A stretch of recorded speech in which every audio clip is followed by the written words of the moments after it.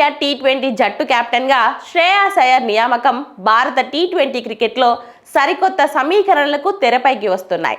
ఇటీవలే భారత జట్టుకు టీ20 ప్రపంచ కప్ అందించిన కెప్టెన్ సూర్యకుమార్ యాదవ్ను సారథ్య బాధ్యతల నుంచి తప్పించేందుకు బీసీసీఐ సన్నాహాలు చేస్తున్నట్లు సమాచారం.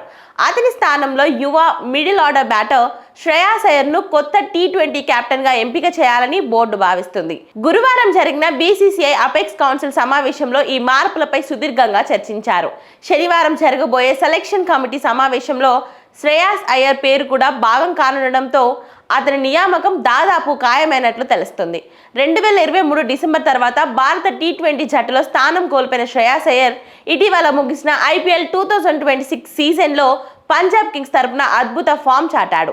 ఆ టోర్నీలో మొత్తం 498 పరుగులు చేసి సెలెక్టర్ల దృష్టిని ఆకర్షించాడు.